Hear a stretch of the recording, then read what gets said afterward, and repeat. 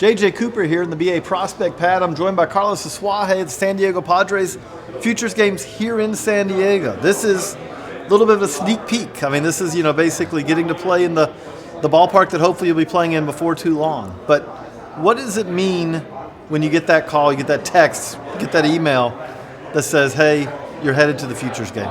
It's such a huge honor, for all of us.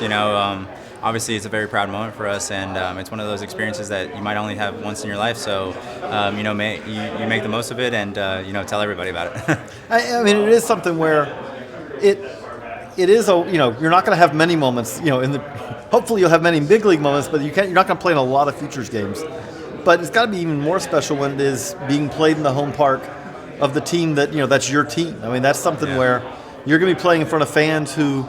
They're going to be wearing Padres jerseys, and they're going to want to see who are the guys who are coming up. Yeah, definitely. I mean, it's one of those things that, you just want to make the whole community proud. You represent San Diego as a city and as an organization, and obviously here in San Diego, you're trying to do the best for the community and for the team. Along those lines, I mean, obviously tomorrow's your first experience of it. BP, I'll tell you, BP of, before the game, the batting practice, is one of the most amazing things of the event, because it really is something where you just watch it and it's like guy after guy, and it's like, I mean, this is the best talent in the minors.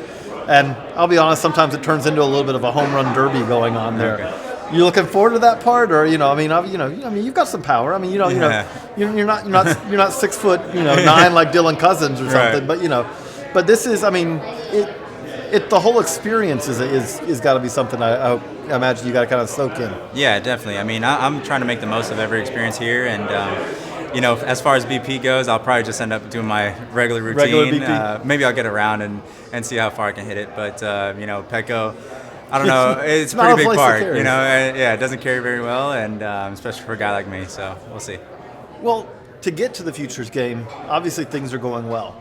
What do you feel like this year? What's going really well for you, in your game in 2016? Yeah, for me, it's having quality at bats. Having team at bats and making sure that I'm staying focused, pitch to pitch, making adjustments quickly and as much as needed. In AAA, it's much more advanced than the lower levels as far as adjustments and scouting reports and shifting in the infield and this and that. So adjusting your game and making the right reads is huge.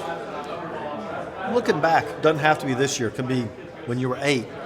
Is there a memory you have about your baseball career? Is there a game? Is there a moment that really sticks with you? Whether it was like, wow, this is when it really clicked for me, or is there any moment that really just stands out in your mind? For me, it would be the 2014 year. In Low A, I would say I really found myself, found my swing, and I started driving the ball a lot more than I was used to, and overall, it was just.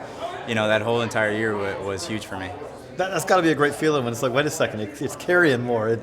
Was it the swing a lot different, or was it something where really just better quality at bats were allowing you to get to that power? First of all, I think it was just pitch selection. Deciding what pitches to swing at and which not. Really finding myself as a hitter. Learning myself and learning my strengths and weaknesses was huge. That was one of those things where.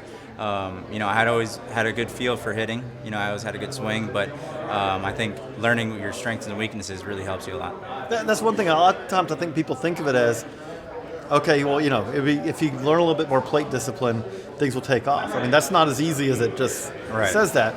There's a lot that goes into that. Yeah. I mean, it sounds like in your case it was more of knowing kind of how to get to the pitches that you wanted to get to more than it was knowing the strike zone. Is that fair? Yeah, definitely.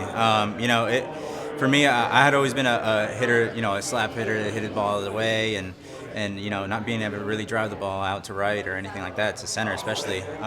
But that year, I learned how to use the ground a little bit with my legs, and it's really helped me a lot, and it's really carried me throughout my career. When you get that call, is there a pitcher that you really are looking forward to? Like, man, I'd love to face, either because it'd be a challenge, probably because it'd be a challenge. Yeah. But is there a guy out there that's like that you've watched and it's like, man, it'd be great to be able to see if how I match up against him? I think for anybody it would be Clayton Kershaw. I think in the division. I think that's the pinnacle of pitching right now. he's first in every category. I think he's one of the most unbelievable pitchers, and he's not even that old, which is the scary part, because he's going to be in the division for a long time. Yeah. For a left-handed hitter, that's probably going to be one of the toughest guys to face, and just seeing him on TV is unbelievable. I was gonna say, when you're watching him on TV, Yeah. Are you kind of going through the at bats like, okay, what would I do in this situation? Yeah, definitely. I mean, every now and then I'll put on the TV when he's throwing, and I'll try to load off him and see if I can get my timing down for him. But even from TV, it seems tough. So right. I mean, you're sitting there, it's like, okay, I'm looking at that. Oh wait. Yeah. Oh, that'd have been tough. Yeah. I don't know if I can hit that. That pitch is in the perfect spot. Yeah, he's pretty good. So.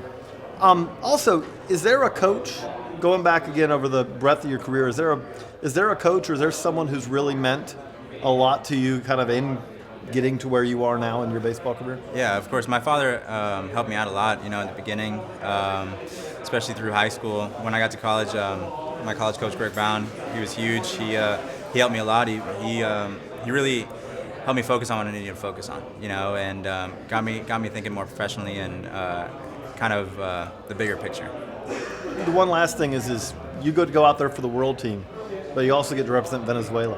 What does that mean for you? That's huge for me personally. The majority of my family is still over there. I haven't been over there in a long time, but just wearing the world jersey just shows that I still have family over there, and I'm trying to make them proud also. For Carlos Asuaje, it's JJ Cooper here in the BA Prospect Pad. Thanks for watching.